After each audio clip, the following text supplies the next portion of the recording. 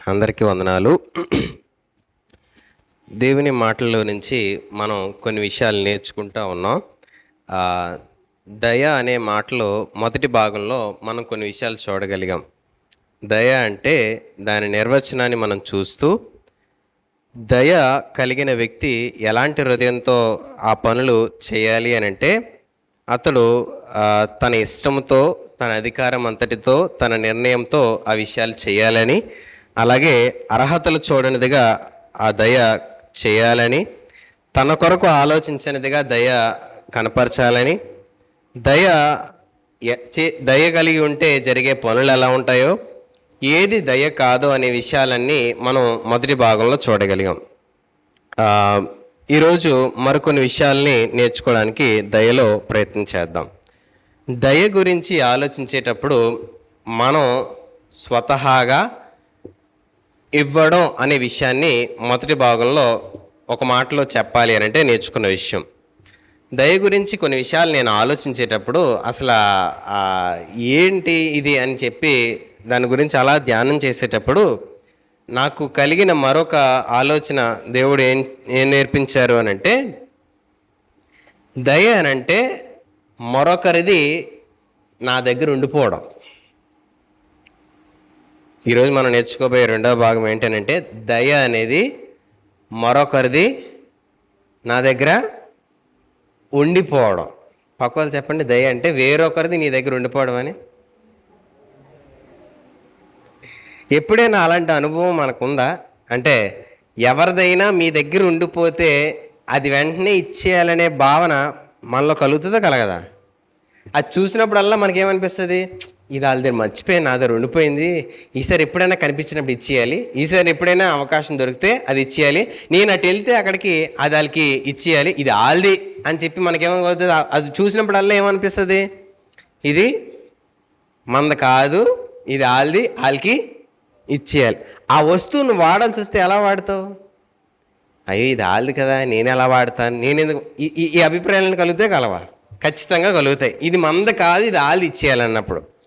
దయ అనంటే దేవుడు ఒక వ్యక్తిని చాలా విశిష్టంగా తయారు చేసినప్పుడు ఆ వ్యక్తి తన కొరకు మాత్రమే కాదు కానీ తన ఎదుటినున్న వ్యక్తి కొరకు కూడా ఆలోచించగలిగిన స్థాయిలో బ్రతకాలి. అది క్రీస్తు కలిగిన మనస్సు అని చెప్పి పౌలు గారు చెప్తా ఉంటారు. ఈరోజు మనం మన కొరకు మాత్రమే బ్రతుకు దయగలిగిన బ్రతుకు కాదు, కానీ మనం ఎదుటివారి కొరకు బ్రతకాలి. అలా బ్రతికిన క్రీస్తును మాదిరిగా అనుసరించి బ్రతకాలనే బ్రతుకు దయగలిగిన జీవితానికి సాదృశ్యంగా కనపడతా ఉంటుంది. ఈరోజు మరొకరిది మన దగ్గర ఉన్నది అనేటప్పుడు మనం ఎలా బతుకుతాం, ఎలా ఆలోచిస్తాం అనేది మనం జాగ్రత్తగా వెతికినప్పుడు దేవుడు కొన్ని విషయాలు మనకి నేర్పిస్తూ ఉంటారు. ఈరోజు మనకి కొన్నిసార్లు అందరూ కలిసి ఎక్కడికైనా బయటికి వెళ్ళినప్పుడు సహజంగా కొన్ని వస్తువులు మన దగ్గర ఉండిపోతూ ఉంటాయి కదా. అందరూ కలిసి వెళ్తూ ఉంటాం. వచ్చేటప్పుడు అరే నీ బ్యాగ్ నా దగ్గర ఉండిపోయింది, నేను మరలా వచ్చినప్పుడు తీసుకొస్తానని. నిన్న మేము ప్రేయర్కి వెళ్ళినప్పుడు పాస్టర్ గారు బాప్తీసాలు ఇచ్చిన తర్వాత ఆయన టవలు బ్యాగ్లో పెడితే తమ్ముడు తీసుకొచ్చేటప్పుడు అన్నీ తెచ్చేసారు, కానీ టవల్ వదిలేసాడు. అక్కడ వదిలేస్తే ఏరా అన్నీ పెట్టానో కదా వదిలేసామనంటే ఆ పాస్టర్ గారు ఫోన్ చేశారు మేము మార్గం మధ్యలో ఉండగా. అయ్యా మీరు టవల్ మర్చిపోయారంటే మా శిష్యుడికి చెప్పారంటే ఆయన మర్చిపోయాడు, ఫోన్లేండి అని అంటే, లేదు నేను సోమవారం వచ్చినప్పుడు తెచ్చేస్తాను, రేపు సర్వీస్ ఉంది కదా అయిపోయిన వచ్చినప్పుడు తెచ్చేస్తాను అన్నాడు. సర్లేండి అని అంటే, లేదు మీది కదండి, మా దగ్గర ఎందుకు ఉంచుకుంటాను, మీకు ఇచ్చేయాలని చెప్పి ఆయన పాస్టర్ గారు చెప్తా ఉన్నారు. ఆయనకి ఎందుకు అంత కంగారు? టవల్ ఏమైనా కరిగిపోద్దా? టవల్ ఏమైనా కరుగుతుందండి? కరిగే వస్తువా కాదు కదా. ఐస్ గడ్డ అనుకోండి, అవి ఫ్రిడ్జ్లో పెట్టకపోతే కరిగిపోద్దండి, పోద్దా అన్నాను. టవల్ కరిగిపోద్దా, మారిపోద్దా, ఇంకేమైనా అయిపోద్దా? ఏమవ్వదు. కానీ మరొకరిది నా దగ్గర ఉంచుకోకూడదు, అది ఆయనకి ఇచ్చేయాలనే భావన. ఈరోజు మన దగ్గర ఉన్న ప్రతిదీ కూడా ఎవరికి ఎప్పుడు ఎలా ఉపయోగపడాలో అది అలా ఉపయోగపడకపోతే దేవుడు నీకు ఇచ్చిన దాని విషయంలో మనం లెక్క అప్పచెప్పాలి. పక్కలతో మాట చెప్పండి, దేవుడు నీకు ఇచ్చిన దాంట్లో ఎవరికి ఎప్పుడు ఎలా ఉపయోగించాలో అలా ఉపయోగపడకపోతే దేవుడు నీకు ఇచ్చిన దాంట్లో నువ్వు లెక్క అప్పచెప్పాలి. ఇప్పుడు ఒక జాగ్రత్త వస్తుంది మనకేంటి, ఇంతకీ దేవుడు నాకేటి ఇచ్చాడు, అది ఎవరిది, ఎలా ఇచ్చేయాలి, ఓ భయం కలుగుతుంది కలగదా? అమ్మో నేను లెక్క చెప్పాలి అని అంటే దేవుడు నాకు ఇచ్చినవి ఏంటి, ఎదుటివారికి నేను ఎలా ఇచ్చేయాలి, ఎలా ఉపయోగించాలి అని చెప్పి మనం ఖచ్చితంగా ఆలోచన కలిగి ఉండాలి.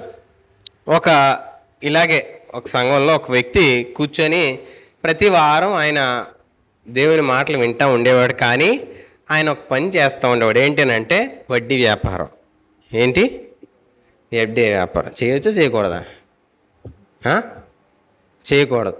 గవర్నమెంట్ ఇచ్చినట్టుగా రూపాయి వడ్డీకి ఇవ్వచ్చా? బ్యాంకులో వేసిన వస్తుంది కదండి రూపాయి వడ్డీ, ఇవ్వచ్చా? ఇవ్వకూడదా? మీరు కఠినలాగా ఉన్నారండి, మంచోళ్ళు కాదు అసలు. మీరు నిర్మోహమాటలు లేకుండా చెప్పేస్తున్నారు ఇవ్వకూడదని. రైట్, ఇవ్వకూడదు. కానీ ఆయన ఇచ్చేవాడు. జాగ్రత్తగా చర్చిలోకి వచ్చి అలాగే కూర్చునేవాడు. ప్రసంగం చేస్తుంటే విని అలాగేనండి అలాగే చేయాలి అనేవాడు. బయటికి వెళ్ళి మాత్రం వడ్డీ మాత్రం ఇచ్చేవాడు. అలా మనం ఉంటామా? జాగ్రత్తగా వస్తాం, ఇక్కడ కూర్చుంటాం, కళ్ళు అప్పగించి అలా చూస్తాం ఏం చెప్తున్నారని, జాగ్రత్తగా అన్నీ వింటాం. బయటికి వెళ్ళి మనకు నచ్చింది చేస్తామా, చెప్పింది చేస్తామా? ఏం చేస్తాం? మీ పక్కన ఒకసారి చూడండి, వాళ్ళ ముఖం చూడండి, ఏమనద్దు మీరు. ఎంత జాగ్రత్త చూస్తారంటే మేము అన్నీ చేస్తాం, మీరు చెప్పిన మాటలన్నీ వింటాం, కానీ మాకు నచ్చిందే చేస్తాం అనేవాళ్ళం కాదా మనం? కాదా? ముఖంలో చూస్తే మీ కవలికలను బట్టి చెప్పవచ్చు మనం దేవుని మాటను వెంబడించేవారమా, నటించేవారమా. దేవుని మాటను అనుసరించి నా హృదయంలో కలుగుతున్న పోరాటంతో దేవునితో, ప్రభువా ఇది నేను చేయకూడదని తెలిసిన ఆ విషయాల్లో నేను నడుస్తున్నాను, నా పరిస్థితిని నువ్వు అర్థం చేసుకుని నాకు సహాయం చేయ, ఆ పోరాటంలో నువ్వు గెలిచేవాడిలా నేను నిన్ను ఆశ్రయించి నీ బలాన్ని పొందుకుని నాకు సహాయం చేయి ప్రభువా. అయ్యా ఇది నీ శరీరం, ఇది నీ ఆలయం, దీన్ని పాడు చేయకుండా నాకు సహాయం చేయి అని వేదంతో కలిగే పోరాటం మనం దేవుని ఎదుట ఉంటే ఆ ముఖంలో వెలుగు ప్రసరిస్తుంది. మేకప్ వెలుగు కాదు. ఏం వెలుగు? దేవుడు హృదయంలో కలిగిస్తున్న అంతరంగ పోరాటంలో నేను దేవుని సంబంధం తెలియపరచుకోవడానికి మనం చూపించే వెలుగు మన ముఖంలో నుంచి కనపడాలి. ఏ వెలుగును మనం చూపించుకోవడానికి ఇష్టపడతాం? ఈరోజు ఆలోచించండి. ఆ పోరాటం కలిగినప్పుడు మనం ఎలాంటి వారో తెలుస్తుంది. ఆ వ్యక్తి మాత్రం వచ్చే ఉండేవాడు, ఎప్పుడు దేవుని మాటలు వింటేవాడు. మరి ఆ రోజు ఎందుకో తెలియదు కానీ ఆ వ్యక్తికి ఆ మాటలు వినపడ్డాయి అంట. ఏంటనంటే వడ్డీ వ్యాపారం రక్తపు సొమ్ము, ఆ రక్తం నేలలో పడితే అది మొర్ర పెడుతుంది, జాగ్రత్త, అది నీ మరణానికి దారి తీస్తుంది, మెలకుగా ఉండని చెప్తే ఆ వడ్డీ వ్యాపారం చేసే వ్యక్తికి చాలాసార్లు పాస్టర్ గారు ఆ మాటలు చెప్పినా ఏ రోజు వినపడలేదు, కానీ ఆ రోజు వినపడ్డాయంటండి. వినపడిన తర్వాత ఇంటికి వెళ్ళి కూర్చొని ఆలోచించానంట, నేను చేస్తుంది తప్పని పాస్టర్ గారు చాలాసార్లు నాతో మాట్లాడినా ఈరోజు ఎందుకో నాకు దేవుడు నాతో మాట్లాడని అనుభవం కలిగిస్తుంది. ఇంకా నేను చేయకూడదని చెప్పి తను డబ్బులు ఇచ్చినప్పుడు ఎవరెవరైతే తనకు పత్రాలు ఇచ్చారో, ఎవరెవరైతే జామీన్ రాశారో మేము ఇలా చేస్తాం ఇలా ఉంటామని, ఈయన ఒక ఆలోచన కలిగి ఉన్నాడు. ఏంటనంటే ఇవన్నీ తీసుకెళ్ళి వాళ్ళకి ఇచ్చేద్దాం, ఇచ్చేసి నాకు నువ్వు తీసుకుని డబ్బులు ఇస్తే చాలు, వడ్డీ ఏమి ఇవ్వదులే అని చెప్దామని ఒక నిర్ణయానికి వచ్చాడంటండి. ఒకసారి ఆలోచించండి, సులువుగా వచ్చిన పరిస్థితిని వదులుకోవడం సులువేనా? నో అని చెప్పడం ఈజీయా? డబ్బులు వచ్చి నీకు 10 రూపాయలు ఇస్తే తిరిగి మళ్ళీ 20 రూపాయలు ఇస్తానంటే ఎవడొద్దు అంటాడు? ఎవరు వద్దంటారా? ఎవరు వద్దనరు. అలాంటిది ఆయనకి దేవుని మాట తన హృదయంలో పడగానే నేను చేస్తుంది తప్పు, ఇలా చేయకూడదు అనే ఆలోచన తనలో పుట్టి వెళ్ళి ఇంటి దగ్గరికి వెళ్ళి ఆ పత్రాలన్నీ చూశాడు. చూసి ఏవేవి ఉన్నాయో అని చెప్పి అన్నీ చూసుకొని సరే ఇది ఈరోజు వెళ్దామని చెప్పి ఒక పత్రం తీసుకొని బయలుదేరాడు.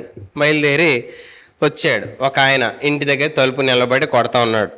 బాబు శంకర్ గారు తలుపు తీయడని చెప్పి గట్టి కొడతా ఉంటే చాలాసేపటి తీయకపోయేసరికి ఏంటి ఉన్నారా లేదా అని చెప్పి పక్కన అడిగితే ఉన్నారండి లోపడే ఉన్నారని అంటే సరే అని చెప్పి కొంచెంసేపు వెయిట్ చేస్తే వచ్చి తలుపు తీశారు. తీసిన తర్వాత ఈయన లోపలికి వెళ్ళి కూర్చున్నాడు.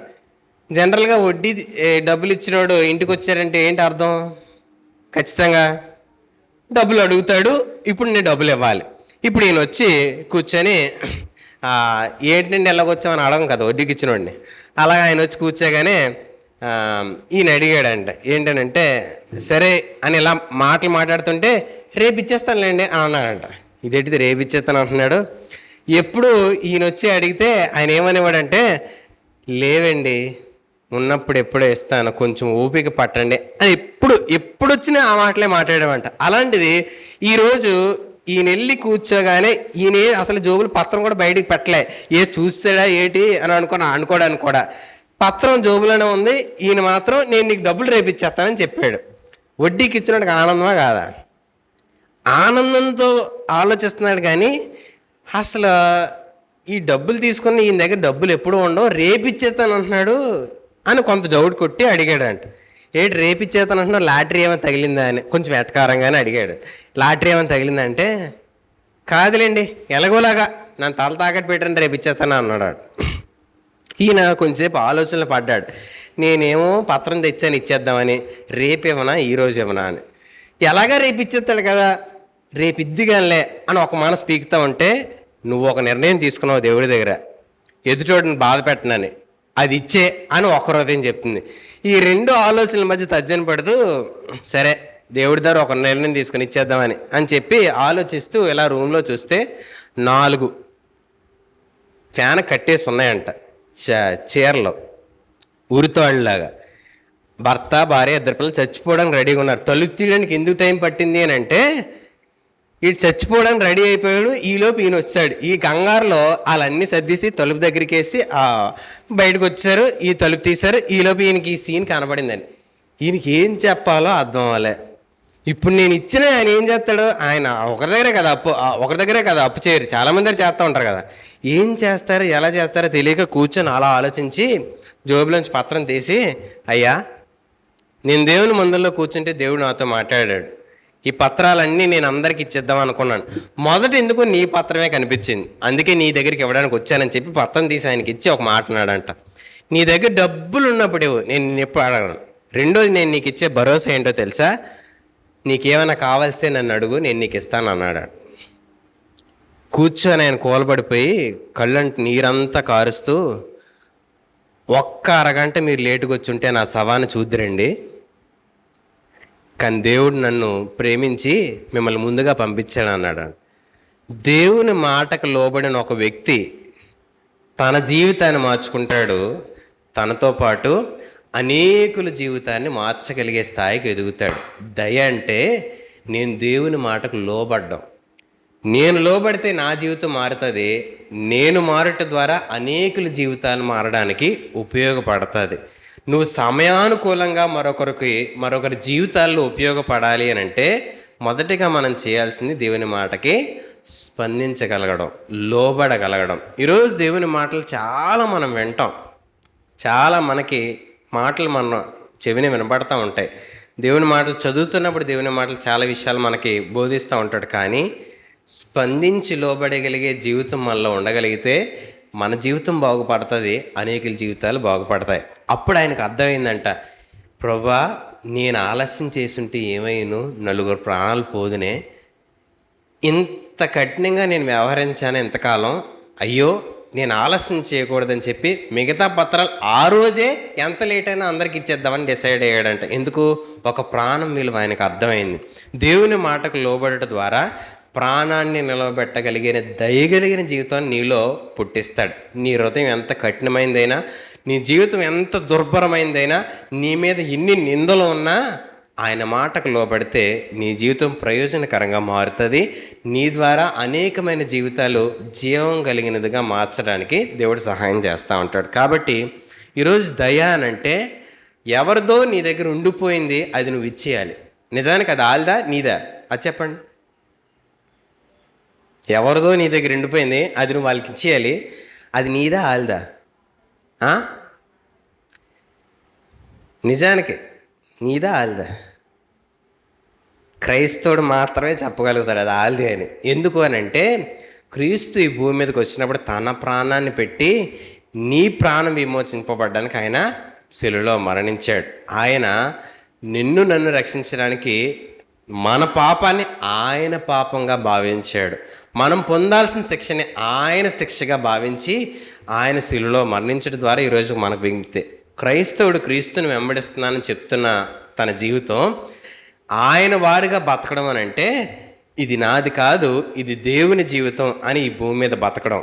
అలా బతికిన ప్రతి బతుకులో ఎవ్వరు కూడా తను ఉపయోగం లేకుండా జీవించడు, కానీ అందరికీ అందుబాటులో ఉండగలిగిన జీవితం జీవిస్తాడు. ఒక ఆయన అడిగాడండి, ఏంటనంటే దేవుడు అందరికి ఇచ్చేవాడితో మాట్లాడతాడా, తీసుకున్నవాడితో మాట్లాడ్డా అని. ఇచ్చేవాడిని వదిలేయమంటాడు కానీ తీసుకున్నాడు నువ్వు చెల్లించని మాట్లాడ్డా దేవుడు అని అడిగాడు. ఈయనకి ఎక్కడో తగిలింది. ఏమని? ఇప్పుడు నేను ఇచ్చాను వదిలేస్తాను, మరి తీసుకున్నాడు చెల్లించాలి కదా, ఆడితో దేవుడు మాట్లాడ్డా అని అడిగాడు. మీరేమంటారు? ఇచ్చినవాడితో దేవుడు మాట్లాడ్డా? తీసుకున్నవాడితోనే మాట్లాడతాడా? ఇచ్చినవాడితో మాట్లాడతాడు, తీసుకున్న మాట్లాడతాడా? ఇద్దరితోనే మాట్లాడతాడు. వెంటనే ఆయన ఏం చెప్పారు అని అంటే, నువ్వు ఇవ్వగలిగిన స్థాయి దేవుడు ఇచ్చాడు అని అంటే నువ్వు దయ చూపించే స్థాయి దేవుడు నీకు ఇచ్చాడు. తీసుకునే స్థాయి అతనిలో ఉంది, దేవుడు అతన్ని దయ పొందే స్థానంలో ఉంచాడు. నువ్వు దేవుడిని ఇచ్చుడు ద్వారా నువ్వు దయను పంచగలిగిన స్థాయి నీకుంటే, నువ్వు పంచావనుకో ఆ వ్యక్తి దయను పొంది దేవుని చేయి పట్టుకుంటాడు. ఇప్పుడు ఆ చచ్చిపోదాం అనుకున్న నలుగురు కూడా ఎవరిని ఆశ్రయిస్తారు? దేవుణ్ణి ఆశ్రయిస్తారు. ఒక వ్యక్తి బలహీనతలో ఉండేటప్పుడు దేవుణ్ణి ఆశ్రయించడానికి దయ ఇచ్చేవాడు తన దయను చూపించడం మానితే అలాంటి వ్యక్తులు దేవుని పట్టుకోగలరా? చచ్చిపోతారా?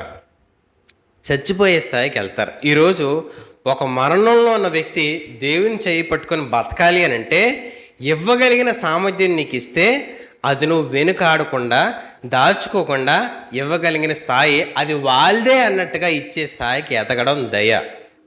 ఈరోజు చాలామంది ఏమంటారంటే మాకెంత స్థాయి ఉందో తెలుసా, 10 తరాలు తినగలిగిన స్థాయి ఉంది. 10 తరాలు తినగలిగిన స్థాయి ఉన్నా మరొకడికి ఉపయోగపడ్డాం. ఎందుకు? ఈ 10 తరాలు పనికి మానవులు పుడతారని ఆ 10 తరాలకి దాచిపెడతారు. అవునా? అవునా? నేను చెప్పిన మాట అర్థమైంది ఏమన్నా? 10 తరాలు తినగలిగిన ఆస్తి నా దగ్గర ఉందనంటే 10 తరాలు పనికిరాలు ఉండనా? నేను చెప్పింది ఏమైనా అర్థమవుతుందా? తెలుగే మాట్లాడుతుందండి, మీ పక్కలు అడగండి ఒకసారి, అర్థం అవుతుందా? 10 తరాలు తినగలిగిన ఆస్తి ఉందంటే 10 తరాలు పనికిరాని వాళ్ళు పుడతారన్నా, పనికొచ్చే వాళ్ళు పుడతారన్నా? నీ తెలివితేటలు వాళ్ళకి వెళ్ళవా? నీ జ్ఞానం వాళ్ళకి వెళ్దా? నీ సామర్థ్యం వాళ్ళకి వెళ్దా? నీ బలం వాళ్ళకి వెళ్దా? జాకీ చాన్ ఎంతమంది తెలుసు? జాకీ చాన్ తెలీదా? ఎన్నిసార్లు అతనికి ఎముకలు ఇరిగిపోయాయంటే ఈ కిందకి మీదకి ఎగురుతూ హాలీవుడ్ సినిమా యాక్టర్. అది తెలియనోడు ఎవడు ఉండడు, ఎందుకంటే అడ్వర్టైజ్మెంట్లన్నా కనబడతా ఉంటాడు. ఇప్పుడు వయసు అయిపోయిందండి. అతడు తన ఆస్తి అంతా కూడా చారిటబుల్ ట్రస్ట్కి రాశాడంట. మరి మీ కొడుక్కి ఏం దాయవానంటే, ఆడు పనికిమాలినోడైతే పనికొచ్చిన ఆస్తి ఎందుకు పాడు చేయాలి? ఆడు పనికొచ్చినోడైతే ఆడికి ఆస్తి అవసరం లేదని అన్నాడు. అతను ఇంటర్వ్యూ చేసినోడికి, అతడు పనికిమాలినోడైతే ఈ ధనాన్ని వృధా చేస్తాడు, అది ఉపయోగపడేవాడికి వెళ్తే పర్వాలేదు కదా, ఎందుకు వృధా చేయడం? ఆడు నిజంగా పనికొచ్చేవాడైతే ఆడికి ఆస్తి అవసరం లేదని అన్నాడు. నిజానికి ఒకసారి ఆలోచించిన ఎంత జ్ఞానవంతమైన మాట, ఎంత ఆలోచింప చేయగలిగిన మాట, ఎంత సమర్థవంతమైన మాట. అయినా ఒప్పుకోగలవా? నా పిల్లోడికి ఆస్తిని నేను సమకూర్చొద్దు, చేర్చొద్దు, చేర్చు, తీసుకురా, నీతిమంతుడు వారి పిల్లని ఆస్తికత్తలుగా చేస్తారని చెప్పాడు, చెయ్యి. అయితే నీకున్న సమృద్ధిలో నువ్వు మరొకరికి ఇది వారిదే అని అన్నట్టుగా ఇవ్వలేకపోతే, అంత స్వేచ్ఛగా నువ్వు మరొకరికి పంచకపోతే మనం దయగలిగిన వారు కాదు అని చెప్పడానికి దేవుడు హెచ్చరిస్తూ ఈ మాటలు చెప్తా ఉన్నాడు. కాబట్టి నీ దగ్గర ఉన్నది మరొకరిది అనే స్థాయి కలిగిన మన దాతృత్వం కలిగి ఉండడం దయ. అది ఎప్పుడు ఎలా అనే ఆలోచనతో చేయగలగడం మనం నేర్చుకోవాలి. ఒకసారి ఈ మాట చూద్దాం. 102వ కీర్తన 13వ వచనం. 102వ కీర్తన 13వ వచనం. నీవు లేచి సియోనును కరుణించెదవు, దాని మీద దయచూపుటకు కాలము వచ్చెను, నిర్ణయ కాలమే వచ్చెను. ఆయన ఏం చెప్తున్నాడు ఒకసారి మళ్ళా చదువుతల్లి. నీవు లేచి ఉమ్, సియోనును కరుణించెదవు, ఉమ్, దాని మీద దయచూపుటకు ఉమ్. కాలము వచ్చెను. టైం వచ్చింది నువ్వు దయ చూపించడానికి అంటున్నాడు. దయ చూపించడానికి టైం ఉంటుందా? ఉంటుందా? ఉంటుందని చెప్తుంది బైబిల్. అది నేను ఇప్పుడు చెప్పాను కదా, దయ కలిగి ఉండాలి అని అంటే మీరు ఆత్మాట ఇవ్వడం ప్రారంభించారనుకోండి, మీ కుటుంబీకులందరికీ మీ శత్రువులు అయిపోతారు. ఎందుకు? ఆడు బుద్ధి లేనివాడు చెప్పాడు, నువ్వు కనిపించినోడు కల్లా పనిచేస్తున్నావు, మన పిల్లలకు ఉండొద్దా, మనం గడవద్దా, మన ఇల్లు ఎలా గడుస్తుంది అందరికి ఇచ్చేస్తే అని చెప్పి నిజానికి దేవుని మాటకు లోబడినాడికి చెప్తాడు. అయితే బైబిల్ ఒక చాలా హెచ్చరిక కలిగి ఒక మాట చెప్పింది. ఆ మాట చదివి ఇందులోకి వస్తాను. ఏంటంటే సామెతల 11:24 24-25. సామెతల 11:24-25. వెదజల్లి అభివృద్ధి పొందువారు కలరు. వెదజల్లితే అభివృద్ధి అవుతారమ్మా? వెదజల్లితే అభివృద్ధి అవుతారా? నువ్వు ఏటమ్మా అలా చదువుతున్నావు? అలాగే ఉంది అక్కడ. వెదజల్లి చదువు. వెదజల్లి అభివృద్ధి పొందువారు కలరు, తగిన దానికన్నా తక్కువ ఇచ్చి లేమికి వచ్చేవారు కలరు. వాళ్ళకి ఇచ్చేస్తే నాకెలాగా, వాళ్ళకి పనిచేస్తే నాకో అని అనుకుని దాచుకున్నోడికి తక్కువ అయిపోయిందంట. నా దగ్గర ఉన్నది అందరికీ పంచుతానని ఇచ్చినోడికి మాత్రం తక్కువ కాలేదంట. ఇదేలాగా లాజిక్ అని అంటే, దేవుని దగ్గర ఉన్న ఒక గొప్పతనం ఏంటో తెలుసా? నీకు ఇచ్చింది ఏదైనా సరే నువ్వు ఇవ్వగలిగిన సామర్థ్యం ఉంటే నీ కొట్లో ఆయన మహిమైశ్వర్యంలో నుంచి నీ కొట్లో నింపుతూ ఉంటాడు. కానీ దాచుకునే పెసనారితనం, లేమికి వస్తానేమో భయంతో ఉంటే నువ్వు ధనం మీద నమ్మకుంచినోడు, దేవుని మీద నమ్మకుంచినోడు కాదు. దేవుని మీద నమ్మకుంచిన వాడు తన దగ్గర ఉన్న దాని విషయంలో దాతృత్వం కలిగి ఉంటాడు, ఔదార్యం కలిగి ఉంటాడు. కింద చదువుతాను 25వ మాట. ఔదార్యము గలవారు పుష్టి నొందుదురు, నీళ్లు పోయి వారికి నీళ్లు పోయబడును. ఇచ్చేవాడు పుష్టి కలిగి అభివృద్ధి పొందుతాడంట. అంటే నువ్వు ఇవ్వగలిగితే దేవుడు నీ హృదయాన్ని నింపుతాడు. ఇవ్వమన్నాను కదా అని చర్చిలో ఇచ్చేమని కాదు నా ఉద్దేశం, పాస్టర్ గారికి ఇచ్చేమని కాదు నా ఉద్దేశం. ఇవ్వగలిగిన మనస్సు నీకు ఉండేటప్పుడు ఇవ్వగలిగిన అవసరత నీ కళ్ళు వెతకాలి. అది నా ఉద్దేశం, నేను చెప్పాలనుకున్న ఉద్దేశం.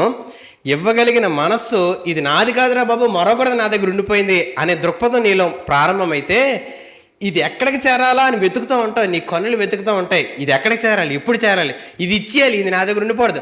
ఒక వస్తువు మన దగ్గర ఉండిపోతే ఇది ఎప్పుడు ఇచ్చేయాలరా బాబు అని కలిగే మనస్సు ఎప్పుడైతే మనలో పుడతాదో, అలాగే నీ దగ్గర ఉన్న ప్రతి దాని విషయంలో నీ జ్ఞానం అవ్వచ్చు, ఆలోచన అవ్వచ్చు, తలాంత అవ్వచ్చు, సామర్థ్యాలు అవ్వచ్చు, బలం అవ్వచ్చు, వస్త్రం అవ్వచ్చు, నీ దగ్గర ఉన్న వస్తువు అవ్వచ్చు, ఏదైనా అవ్వచ్చు, అది నీది కాదురా అనే భయం నీకు కలిగితే అది ఎవరికి ఇవ్వాలి, ఎక్కడికి ఇవ్వాలి, ఎప్పుడు ఇవ్వాలని చెప్పి పంచడానికి నీ మనస్సు వెతుకుతూ ఉంటుంది. అవసరత కలిగిన వ్యక్తులు నువ్వు చూడడానికి ప్రయత్నం చేస్తూ ఉంటావు.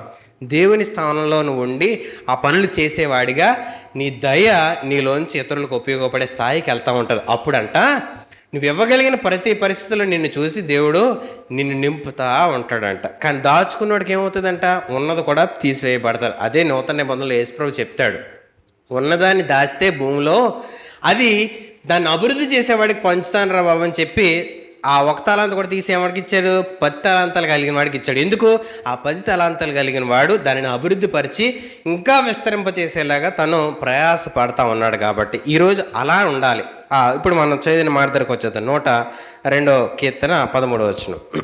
నీవు లేచి సియోనును కరుణించెదవు, దాని మీద దయచూపుటకు కాలము వచ్చెను, నిర్ణయ కాలమే వచ్చెను. 2 మాటలు చెప్తా ఉన్నాడు. ఒకటి కాలము వచ్చెను, రెండోది నిర్ణయ కాలం వచ్చెను. కాలం వచ్చెను, నిర్ణయ కాలం వచ్చెను అని అంటే, కాలము దేన్ని సూచిస్తుంది అని అంటే రైట్ టైం అనేది చూస్తుంది, రైట్ పర్సన్ అనే దాన్ని సూచిస్తూ ఉంటుంది.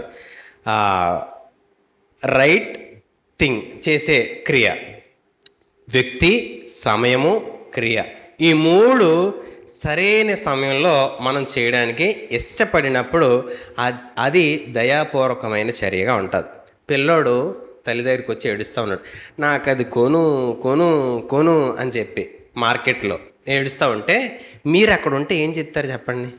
ఎందుకు ఊరికి తల్లి అలా ఏడిపోతుంది, కొనేసి ఇచ్చేస్తే ఒక పని అయిపోద్ది కదా అని అంటావు. నువ్వు వెళ్ళి సీక్రెట్గా ఏం చేద్దాం అనుకుంటావు, తెలియకుండా ఏటి కావాలరా నీకు, నేను కొంటాను చెప్పు అని అంటావు. ఎందుకు? నీకు చాలా దయ్య, జాలి. వాళ్ళు చూస్తే నీ ప్రేమ ఏమవుతుంది, లోపల నుంచి పొంగిపోతాం. నిజానికి మనకు అనిపించే సందర్భమే చెప్తున్నాను. ఎవరన్నా మార్కెట్లో పిల్లడు ఏడుస్తూ ఉంటే నువ్వేమంటావు, ఏటో అమ్మ కొనేసి ఇచ్చచ్చు కదా, ఏదని తీసిచ్చచ్చు కదా అని అంటూ ఉంటారు మన హృదయంలో. అలా ఉంటే తల్లి ఏమంటుంది, కడుపు నేను 9 నెలలు అటుతంతా ఉంటే ఇటుతంతా ఉంటే ఆ నొప్పులు భరిస్తూ బయటికి సులువుగా రాకుండా ఆపరేషన్ కోయించి తీసుకొని బయటికి తీసుకొచ్చాను. ఆడెక్కడా నేను ఇప్పుడు రాత్రి నిద్రమో అనుకున్నాను, నా ప్రాణం ఇచ్చాను, నా శరీరం ఇచ్చాను, అంత దారిపోసినండి. ఆడు అడుగుతుంది నేను కొనలేనా అని. తల్లి అంటే నువ్వేమైపోతావు, కూలబడిపోవు, అక్కడ కూలబడిపోవా. ఆ తల్లి ఏమంద, అలాగేనమ్మా నేను కొనలేదు కదా, నువ్వు కొన్నావు కదా, అందుకు చెప్తున్నావు. తల్లికి తెలుసు ఏది కొనాలో ఎప్పుడు కొనాలో. నువ్వు పొరపాటును తెచ్చిచ్చావనుకో, వద్దు అని అన్నదనుకో, నీ ముఖం ఏమవుద్ది, చిన్నబూజి చేసుకొని ఏటో ఎలాగనేసింది, నేనే కొంటే తీసి ఇవ్వచ్చు కదా పిల్లోడికే. కొనగలిగిన సామర్థ్యం అన్న కొంతమంది పిల్లల ఎడల కఠినంగా ఉంటారు. ఎందుకు కఠినంగా ఉంటారో, వారి మానసిక స్థితి, వారి శారీరక స్థితి, వారి ఆరోగ్య పరిస్థితి ఇవన్నీ ఎరిగిన తల్లి ఏది ఎప్పుడు ఇవ్వాలో కనిపెడుతుంది, ఓపిక పడుతుంది, ఆ విషయాల్లో జ్ఞానం కలిగి నడుచుకోవడానికి ఇష్టపడుతుంది. తల్లికి దయ లేదని కాదండి, టైం ఏంటో తెలుసు, ఎప్పుడు ఎలా చేయాలో తెలుసు. తల్లి కొంతమంది తండ్రులు ఏంటనంటే సమయం చూడరు, పాలన చూడరు. వారికి ఎప్పుడు ప్రాణం ఇష్టంగా అనిపిస్తే తీసుకొచ్చేస్తాడు, నూడిల్స్ ప్యాకెట్టో లేకపోతే ఇంకే తీసుకొచ్చి పిల్లలకి పెట్టా అంటాడు. ఇప్పుడు ఈ టైంలో తింటే రాత్రి కడుపు నొప్పి వస్తే నువ్వు 1 గంటకు హాస్పిటల్ తీసుకెళ్తావని తల్లి అన్నది అనుకో, నీకు ఎప్పుడు చెప్పినా ఈసే, ఎప్పుడు తెచ్చినా ఈసే, నీకు తేడమే ఎక్కువ, ఇంకెప్పుడు తేనం. అర్రే తెచ్చావు, భార్యకు ఒక మాట అడుగు, ఒక మాట చెప్పు, చేస్తే కుటుంబంలో సఖ్యత ఉండదా, సమాధానం ఉండదా, ప్రేమ ఉండదా, నీకే పెట్టాలని ఉంటుందా, తల్లికి పెట్టాలని ఉండదా, భార్యకి పెట్టాలని ఉండదా, చెయ్యాలని ఉండదా, ఉంటుంది. తల్లికి ఇంటిని పోషించే బాధ్యతనిచ్చాడు, జ్ఞానం ఇచ్చాడు, ఇంటిని నడిపించుకునే గృహ నిర్వాహకత్వపు అధికారం ఇచ్చాడు. ఇచ్చినప్పుడు వారికి ఏం చేయాలో, ఎలా చేయాలో, ఎప్పుడు చేయాలో ప్రతి మనిషి ఆ ఆలోచన ఎరిగిన వారుగా వారి కాలాన్ని బట్టి నడుచుకుంటారు. ఆ నడుచుకునే పరిస్థితి వారికి దేవుడు ఇచ్చాడు కాబట్టి, స్త్రీకి ఆ విషయాల్లో జ్ఞానం ఉంటుంది కాబట్టి పురుషుడు వారిని అడిగి వారిని సంప్రదించి వారి ఆలోచనతో వారు నడవగలిగినప్పుడు సమాధానంతో దయగలిగిన చర్య క్షేమాన్ని చేకూరుస్తుంది. అది కాలానుగుణంగా నడవాలి, కాలమును అనుసరించి చేసిందిగా మారాలి, కాలమును వెంబడించి దానిని కొనసాగించేదిగా ఉండాలి తప్ప మనం కాలానికి అతీతంగా వ్యతిరేకంగా మనకు నచ్చినప్పుడు మనకు కావలసినప్పుడు మనం చెయ్యాలి అనుకుంటే అది ఖచ్చితంగా కీడే చేస్తుంది తప్ప మేలు చేయదు. ఒక మాట చదువుదాం. యాకోబు పశువుల విషయంలో ఒక మాట అంటాడు.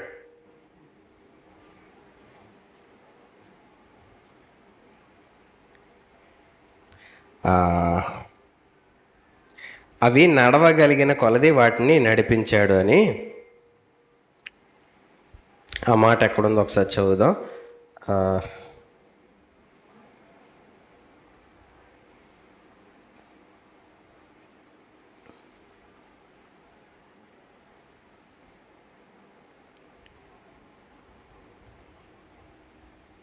దొరికిందమ్మా, ఆదికాండంలోనే ఉంటుంది అన్నమాట. 30వ అధ్యాయము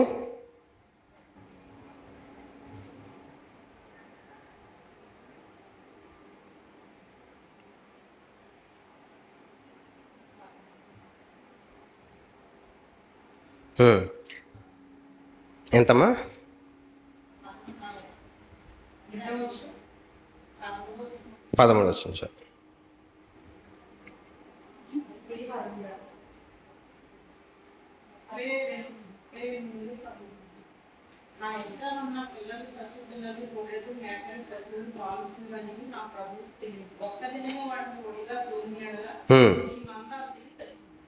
ఒక్క దినమే మందంతా. రెఫరెన్స్ ఎంతమ్మా? 33:13 వచ్చిన చదువు తల్లి నువ్వు. అతడు హ్మ్. నా యొద్ద ఉన్న పిల్లలు హ్మ్. పసిపిల్లలనియు హ్మ్. గొర్రెలు మేకలు పశువులు పాలిచ్చినవి అనియు హ్మ్. నా ప్రభువుకు తెలియను. హ్మ్. ఒక్క దినమే వాటిని వడిగా తోలిని ఎడల హ్మ్. ఈ మంద అంతయు చచ్చును. ఈ మందంతా చచ్చిపోద్ది అని చెప్పి బాబు రా అని చెప్పి ఆహ్వానిస్తున్న తన అన్న విషయంలో తను ఏమన్నాడంటే, అన్న నువ్వు నన్ను రమ్మంటున్నావు, అక్కడికి వచ్చి ఆనందించమంటున్నావు, నువ్వు ఎందుకు చేస్తావు, అన్నీ బాగానే ఉంటాయి, కానీ నా పిల్లలు నడవగలిగిన స్థాయి, నా మంద నడవగలిగిన స్థాయి చూసిన బట్టి నేను చేస్తాను. ఆ ప్రేమ, ఆ ఆనందం, ఆ సంతోషం అనుభవించాలని నాకు ఉంది, కానీ దాని విషయంలో నేను వారిని తొందర చేశాను అనుకోండి, వారు అది పొందగలిగిన స్థానం ముందే చనిపోతారేమో, నేను జాగ్రత్తగా కలిగి ఉండాలి. ఈ ఈ సందర్భం విషయంలో నేను ఒక హెచ్చరిక ఇస్తున్నాను. ఏంటనంటే, పిల్లల్ని తల్లిదండ్రులు తొందర పెట్టకూడదు. దేనికి తొందర పెట్టకూడదనంటే, ఇంకెప్పుడురా ఎదుగుతావు, ఇంకెప్పుడురా పాస్ అవుతావు, ఇంకెప్పుడురా చేస్తావు, ఇంకెప్పుడురా అలాగా, ఇంకెప్పుడురా ఇలాగా, ఇంకెప్పుడురా ఇలాగా తింటా ఉందనుకోని తల్లి బుర్ర, ఆడేం చేస్తాడు? ఈరోజు ఎన్ని న్యూస్ల్లో చూస్తూ ఉన్నామో, నేను మీరు కోరుకున్నట్టుగా ఉండలేకపోతున్నాను, అందుకు ఈ లోకాన్ని వీడిపోతున్నాను, నన్ను క్షమించమ్మా, క్షమించి నాన్న. తల్లిదండ్రులు ఒక ఆశయాలు, ఒక మంచి ఉన్నత స్థాయిలో ఉండాలన్న మీ ఆశయాలు, మీ కోరికలు మంచివే, కానీ వాటిని పిల్లల ద్వారా తీర్చుకోవడానికి, పిల్లల ద్వారా మీ కోరికలు, ఉద్దేశాలు సఫలపరచుకోవడానికి కాలానుగుణంగా పనిచేయకపోతే వారు అది నెరవేర్చరు, సరికదా, వారి కాలాన్ని ముగిస్తారు. ఈరోజు దయగలిగిన హృదయం ఏంటి అని అంటే, ప్రతి విషయాన్ని ఆలోచించగలగడం, ఊహించగలగడం, పరిస్థితిని అంచనా వేయగలగడం, పట్టుకోగలగడం, గుర్తుపట్టగలగడం, గుర్తుని ఎరిగి దాని ప్రకారం నడిపించగలిగిన పరిస్థితి. పశువులు నడిస్తే వాటి విషయంలో ఎంత జాగ్రత్త మెలకు కలిగి ఉన్నాడు చూడండి యాకోబు. పశువు గురించి ఆలోచిస్తూ వాటిని వడిగా తోలితే, పశువును కొడితే నాకు కాళ్ళు నొప్పి వస్తున్నాయని చెప్పదు, లేకపోతే నాకు ఆయాసం వస్తుందని చెప్పదు. ఏం చేస్తుంది? పశువు అరుస్తుంది, కేకలేస్తుంది, నడుస్తుంది, ఏడుస్తుంది. కానీ పశువు విషయంలో తన మనస్సు కలిగి ఉన్నాడు. చెప్పలేని దాని విషయంలో ఒక ఆలోచన కలిగి ఉన్నాడు. బయటికి వ్యక్తపరచలేని భావం కలిగిన జంతువు విషయంలో అది నడిపిస్తున్న కాపరి ఒక ఆలోచన కలిగి నడిపిస్తూ ఉంటాడు. కాపరికి అంత జ్ఞానం ఉంటే, మనుషులుగా మనం బ్రతుకుతున్నామే, జ్ఞానం ఉందే, ఆలోచన ఉందే, భౌతికమైన పరిస్థితుల్లో చాలా విషయాలు ఊహించగలం, ఆలోచించగలం, అంచనా వేయగలం. ఇన్ని చేయగలం మనమే. ఒక వ్యక్తి కొన్ని పరిస్థితుల మధ్య ఉంటే స్పందించలేని తీరు మనలో ఉంటే, దాని విషయంలో తొందరపాటు కలిగిన నిర్ణయాలు మనం తీసుకుంటూ ఉంటే ఎంత ప్రమాదం అవుతుంది. కాబట్టి దయగలిగే మనం ఎప్పుడూ ఉండాలి. అయితే ఆ దయని కనపరిచే కాలం ఏంటో మనం గుర్తెరిగి ఉండాలి. ఆ దయను చూపించగలిగిన పరిస్థితి ఏంటో మనం ఆలోచన కలిగిన వారుగా నడుస్తూ ఉండాలి. లేకపోతే అది మేలుకి కారణం కాదు కదా, కీడికి కారణమయ్యేలాగా మనం మారిపోతూ ఉంటాం. కాబట్టి దయ చూపించే కాలం ఏంటో తెలియాలి. చదువుతలే 102వ కీర్తన 13వ వచనం.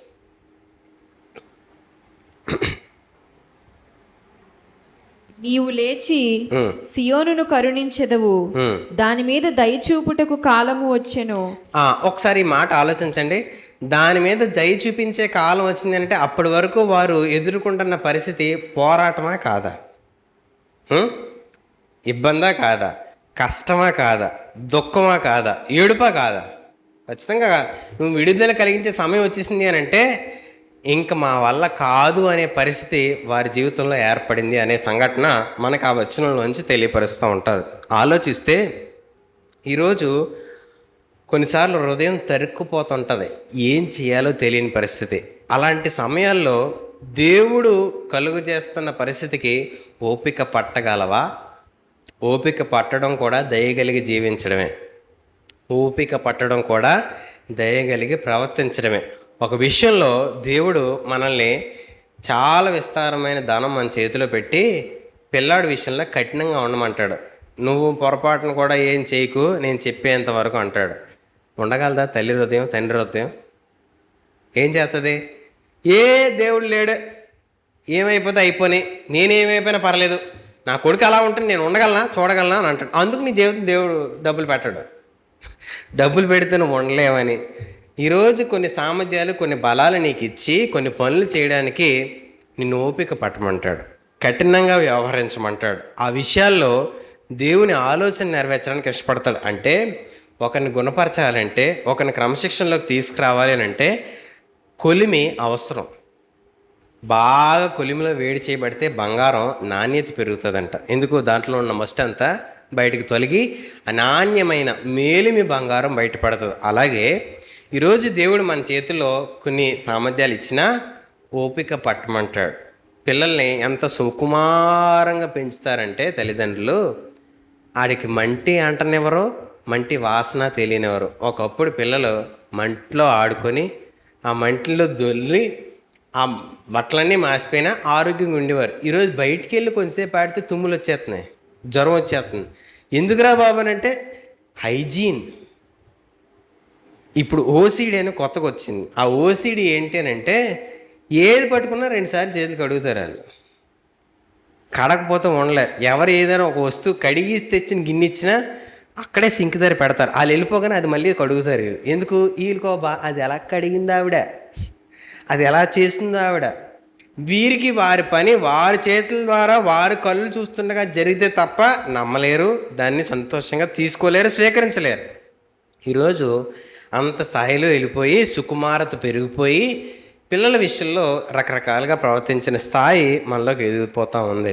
దయగలిగిన పరిస్థితి ఏంటంటే కఠినంగా వ్యవహరించడం, వారిని ఆలోచించనివ్వాలి, వారిని నిర్ణయాలు తీసుకొనివ్వాలి, పనులు నేర్పించాలి, బాధ్యతలు నేర్పించాలి, క్రమాన్ని నేర్పించాలి, వారు వెళ్ళగలిగిన పరిస్థితికి వారిని నడిపించాలి, తోలి వారిని నడిపిస్తూ వారితో నడవాలి. ఆ మందం నడిపించే యాకోబు చెప్పిన మాట ఏంటనంటే, నేను ముందొచ్చేస్తాను, అవి నెమ్మదికొచ్చినా పర్లేదని అనలే, అవి నెమ్మదిగా నడుస్తున్నప్పుడు వాటితో నేను నడుస్తాను అంటాడు. పిల్లలు కూర్చొని మాట్లాడేటప్పుడు ఇలాగా జరిగింది అని నెమ్మదిగా మాట్లాడుతుంటే తల్లిదండ్రులకి ఏమవుతుంది? అలాగా సొనుగుతావు, చెప్పింది ఏదో తొందరగా చెప్పిక అని అంటారు. ఆడిని ఎక్స్ప్రెస్ చేయనివ్వకపోతే, ఆడి చెప్పగలిగిన మాటలు స్పష్టంగా చెప్పనివ్వకపోతే ఇంకోసారి నీతో మాట్లాడతాడా? ఇష్టంగా వచ్చి నీతో చెప్తాడు ఏదన్నా, అమ్మ ఇలా జరిగిందని మాట్లాడతాడు. నువ్వు తిడతావని, నువ్వు అసహించుకుంటావని, నువ్వు వెక్కిరెత్తావని నీతో మాట్లాడడానికి కూడా ఇష్టపడు. సంబంధం తెగిపోద్ది అక్కడ. ఓపిక పట్టడం అని అంటే ఆ విషయాల్లో ప్రేమ చూపిస్తూ కూడా ప్రేమ మధ్యలో మనం కఠినత కూడా వ్యవహరించాల్సిన పరిస్థితి అవసరమై ఉంటుంది. కాబట్టి ఈరోజు సుకుమారంగా మనం పెంచి పిల్లల్ని దూరం చేసుకోవద్దు, కానీ కఠినంగా వ్యవహరించి మన ప్రేమను దేవుడు చూపించిన రీతిలో మనం చూపించడానికి సమయానుకూలంగా దాన్ని నెరవేర్చే వారిగా ఉండాలి. అందుకు ఆ మాటలు ఆయన చెప్తా ఉన్నాడు, అయ్యా సియోనును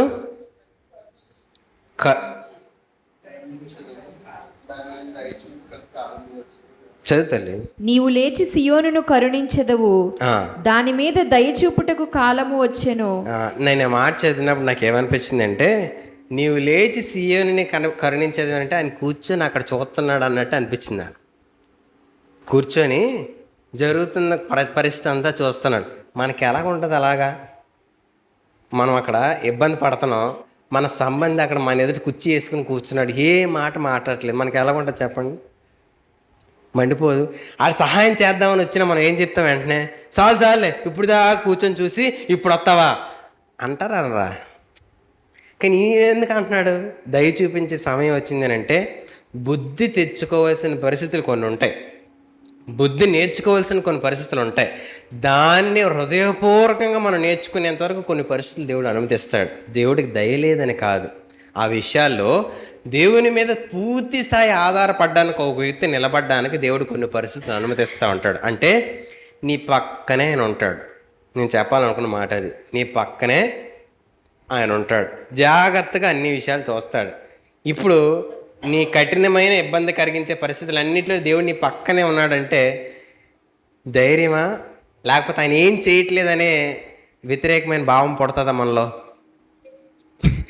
ఏంట్రా దేవుడు పక్కనే ఉన్నాడని చెప్తున్నాడు, ఈయన పక్కనే ఉండి ఏమీ చేయట్లేదంట, నా పరిస్థితులు అయితే ఎలా ఉన్నాయి, నేను ఎదుర్కొంటున్న స్థితిగతులు అయితే ఎలా ఉన్నాయి, వీటి మధ్యలో నేను ఎలా ఆలోచించాలి, ఎలా వాటిని తీసుకోవాలి అని అంటే దేవుడు దయ చూపించే సమయం ప్రతిదీ చాలా క్యాలిక్యులేటెడ్గా ఆయన చేస్తాడు. కాబట్టి ఓపిక పట్టాలి.